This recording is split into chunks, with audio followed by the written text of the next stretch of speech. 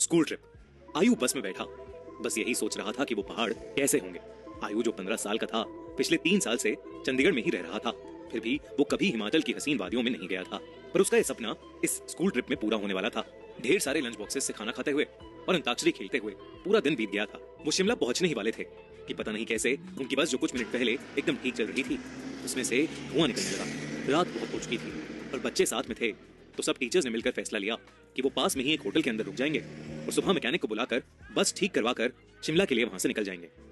वो लोग पास के एक होटल तक पहुंचे। वो होटल दोनों तरफ से बड़े बड़े पेड़ और पहाड़ों से घिरा हुआ था।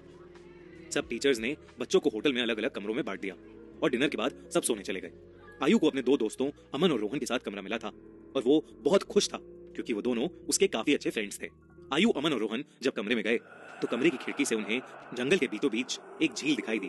उन सभी को याद था कि कैसे पिछली स्कूल ट्रिप पर रात में 2 बच्चे ऐसे ही झील पर निकले थे और वो स्कूल के सबसे पॉपुलर बच्चे बन गए। तो उन तीनों ने भी प्लान बनाया कि इस बार वो भी कुछ कारनामा करेंगे। उन्होंने सोचा कि वो होटल से छुपके से निकल जाएंगे और उस झील पर जाकर फोटो खींचकर वापस आ जाएंगे। जैसे ही होटल का गार्ड सो गया, वो तीनों निकल गए। झील दिखने में तो होटल से ज्यादा दूर नहीं लग रही थी, पर वो तीनों करीब आधा एक घंटा झील की तरफ चले जा रहे थे और जंगल का रास्ता था ये खत्म ही नहीं हो रहा था। ठंड बहुत ज्यादा बढ़ चुकी थी और उस सुनसान जंगल में उन तीनों की ठंड के मारे हालत खराब हो रही थी। उन्होंने अपना फोन चेक किया तो उसमें सिग्नल नहीं था। तब उन्हें लगा कि उन्हें झील का प्लान कैंसिल करके वापस होटल चले जाना चाहिए। अपने फोन की फ्लैशलाइट के सहारे वो वापस होटल का रास्ता ढूंढने लगे। रास्ता ढूंढते ढूंढते अमन और आयु, जो रोहन के थोड़ा आगे चल रहे थे, जब पीछे मुड़े तो उन्होंने देखा कि रोहन वहां था ही नहीं। तभी उन्हें अपने पास में से किसी के भागने की आवाज आई। वो बहुत घबरा गए, पर क्योंकि वो रोहन को अकेला नहीं छोड़ सकते थे तो उन्होंने उस कदमों की आवाज का पीछा किया। वीरान और घने जंगल के बीच वो उन कदमों की आवाजों का पीछा करते गए, जो कुछ मिनटों बाद बंद हो गई। रोहन उनको अभी तक नहीं दिखा था और अमन और आयु अब बहुत ज्यादा डरने लगे थे। लेकिन तभी उन्हें ऐसी आवाज आई कि मानो कोई जमीन खोद रहा था। वो धीरे धीरे उस आवाज के पास गए और झाड़ियों के पीछे से उन्होंने देखा कि और कोई नहीं बल्कि रोहन ही जंगल में एक गड्ढा खोद रहा था। उन्होंने डर के मारे रोहन को पुकारा। रोहन उनकी तरफ मुड़ा और उन्हें गुस्से से भरी आंखों से देखने लगा। उसकी आंखें एकदम काली पड़ चुकी थीं, जैसे किसी ने उसके अंदर से आंखें ही निकाल ली हों। अमन रोहन के पास गया और उसने रोहन के कंधे पर हाथ रखे उससे पूछा कि उसे क्या हुआ है। लेकिन रोहन के कंधे पर हाथ रखते ही रोहन अमन के ऊपर चिल्ला उठा और रोहन ने उसे एक बहुत तेज धक्का दिया। अमन काफी दूर जाकर गिरा। रोहन के अंदर कोई अजीब सी शक्ति आ चुकी थी। आयु भागा भागा अमन के पास गया।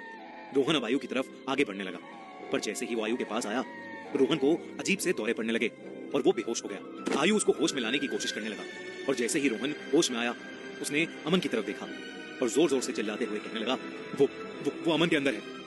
तभी आयु ने देखा तो अमन सर झुकाए नीचे बैठा था। उसने अचानक से अपना सर उठाया और उसकी आंखें भी बिल्कुल काली पड़ी थीं। इससे पहले आयु और रोहन कुछ कर पाते, अमन जो कुछ देर पहले तक चोटिल था, वो उठकर जंगल के अंदर भागने लगा। रोहन और आयु ने उसका पीछा किया और फोन की फ्लैशलाइट में देखा कि अमन एक खंडर की तरफ भाग रहा था। करीब जाकर उन्हें दिखा कि वो खंडर दरअसल में एक बहुत पुराना घर था, जिसे देखकर ऐसा लग रहा था कि वहां सालों से किसी इंसान ने कदम भी नहीं रखा था। दोनों बहुत ही डरे हुए थे और उनकी आगे जाने की हिम्मत नहीं हो रही थी। पर अमन को बचाने के लिए आयु और रोहन उस खंडर में घुस गए।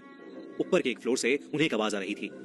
वो उस आवाज के पास पहुंचे तो जो उन्होंने देखा उस पर उन्हें विश्वास ही नहीं हुआ। उन्होंने देखा कि अमन बेहोशी की हालत में हवा में लटका हुआ था और एक बूढ़ी औरत उससे बात कर रही थी। उस औरत का चेहरा बहुत भयानक था। उसकी आंखें एकदम काली थीं, खाल लटकी हुई और बिखरे हुए सफेद बाल उसे और डरावना बना रहे थे। वो दोनों उस औरत को देखते ही वहां से बाहर भागे। वो औरत भी उनके पीछे पीछे आने लगी। आयु और रोहन जल्दी से सीढ़ियों से नीचे उतरे और उस खंडर के घर के दरवाजे तक पहुंचे। उन्होंने जब मुड़कर एक बार पीछे देखा तो वो बूढ़ी औरत किसी कीड़े की तरह रेंगती हुई सीढ़ियों से उतर रही थी और उनके पास ही आ रही थी। वो किसी तरह वहां से निकलकर जंगल की ओर भागे और भागते चले गए। भागते भागते उन्हें पता नहीं चला कि कब वो उस झील के पास आ गए थे, जिस झील की तलाश में वो होटल के बाहर निकले थे।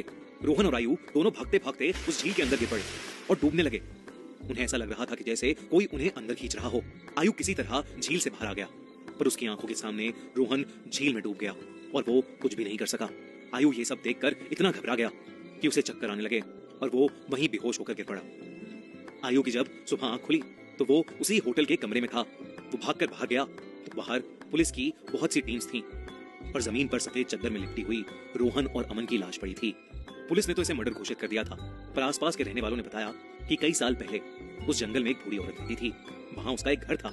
सभी से अलग वो औरत चैन से रहती थी, पर एक रोज उसके घर को कब्जाने के लिए पास के गांव के कुछ लोगों ने उसके साथ बदसलूकी की और उसे मारकर उस झील में फेंक दिया।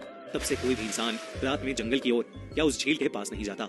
कहते हैं कि उस बूढ़ी औरत की आत्मा अभी भी वहां अपने बदले के लिए भटकती है।